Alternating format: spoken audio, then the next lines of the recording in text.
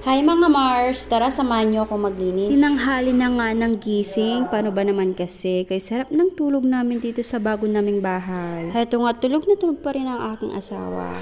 Paano ba naman kasi? Malamig pa rin dito kahit tanghali na. Doon kasi sa luma naming bahay, maaga pa lang, napakainit na. Kakalipat pa lang namin dito sa bago naming bahay. Hindi pa nga totaling tapos at marami pang kailangang gawin. Pero hindi na masama at pwede naman ng tirhan. Iba talaga pag medyo malaki ang bahay mo kasi makakakilos ka ng komportable. At iba pa rin talaga pag may malawak na espasyo sa bahay mo. Lalo na kung ikaw yung tipong taong mahilig mag-shopping ng kung ano-anong gamit sa bahay. Dati kasi nagre-renta lang kami at sobrang sikip nga at napakarami kong gamit. Halos wala na nga akong mapaglagyan sa sobrang dami kong nabibili. Hindi naman kasi kalakihan yung apartment na nirentahan namin. Kaya halos mapuno na nga ng gamit yung bahay na nirentahan namin. At mas nahirapan nga kami nung naglipat kami ng bahay. Ano ba naman kasi, mas maliit pa yung nilipatan namin kaysa doon sa apartment. Bukod sa maliit, sobrang init pa. Kaya naman sobrang nangitim ang balat ko. Pero ang kagandahan nun, hindi na nga kami magre-renta. Kaya naman kinailangan kong magtiis para naman kahit papano ay makatipid ng gastusin. Hindi naman kasi ganun kadali magpagawa ng bahay.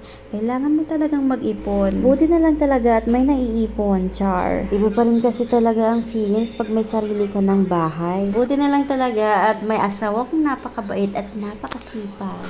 At bukod pa doon, napakatino ng asawa ko. Wala siyang kabisyo-bisyo. Tunay na responsableng asawa at responsableng ama. Kaya nga sobrang thankful ko kay Lord kasi ito pala yung napakagandang plano niya para sa akin. At binigyan pa nga ako ni Lord ng napakabait at napakasweet na anak. Share ko lang ang isa sa mga experience ko kung paanong kumikilos ang Diyos sa buhay ko. Wala pang isang buwan nung kinasal kami ng asawa ko, kinausap ako ng tatay niya bago siya bumalik ng Dubai. Sabi nga niya, anak, magmahalan kayong dalawa at magtiwala sa isa't isa. At sabi pa niya, sana raw pagbalik namin, dapat ay may bata na kaming daladala. Ang sagot ko naman sa kanila, pasensya na po, hindi ko naman po maipapangako yun. Dahil nakasaalang-alang po iyon sa Diyos kung ipagkakaloob niya ito sa amin. Ang sabi naman ng tatay niya, subukan daw namin ang makakaya namin hanggang sa magkameron. Hindi pa naman sana namin balak magkaanak dahil nga kakagraduate ko pa lang at mag-uumpisa pa lang ang career ko pagkatapos ng pagpapakasal namin. So ayun, inopen up ko sa asawa ko kung ano yung napag-usapan namin ni Daddy. Kaya tinanong ako ng asawa ko kung okay lang daw ba sa akin. Kasi alam naman niya at naiintindihan niya na kailangan ko munang magtrabaho.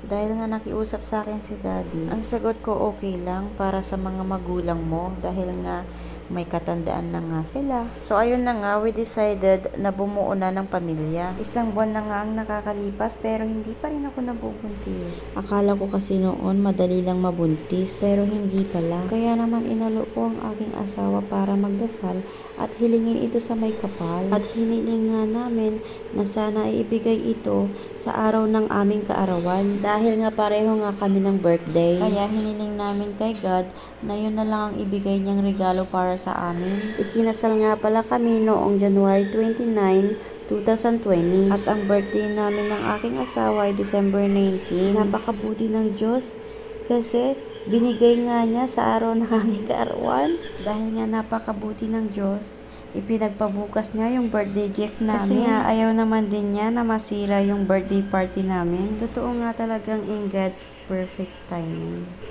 At yun na nga, natupad na nga ang pinakakahilingan ng magulang ng aking asawa. At sa pagbalik nga namin sa India, ay may dala na nga kaming maliit na bata. Malapit na nga pala kaming umalis. At masisilayan na nga nila ang kanilang minimithi. Ayun nga pala, habang naglilinis ako ay nagluluto na rin. At pinainit ko na nga rin pala yung sauce ng fried chicken filet a la king. Nainit ko na nga rin yung mantika at nang mailuto ko na po itong chicken filet a la king. At heto nga yung mag-ama ko dahil nga hinihintay nilang maluto ang niluluto ko. Nanonood nga muna sila. Heto na nga, natapos na yung first batch at isusunod ko naman yung second batch. At ayun na nga, habang nagluluto ako, may dumating na marites, charot. Charot lang. Kapatid ko nga pala dumating galing Manila. At talaga nga namang na-miss na yung pamangkin niya. Ang tagal kasi bago siya umuwi. Sobrang nagustuhan nga ng anak ko ang pasalubong ng tita niya. So ayun na nga, luto na nga ang pagkain at tamang-tama ang dating ng kapatid ko. Kaya inaya ko na rin siya na samahan niya kami sa pagkain. Sobrang na-miss nga niya talaga ako. Kaya naman habang kumakain ay todo kwento siya. Napakarami niyang kinikwento about sa buhay niya. Halos buong buhay niya sa Manila, kwento na niya. At hanggang dito na nga lang. Bye!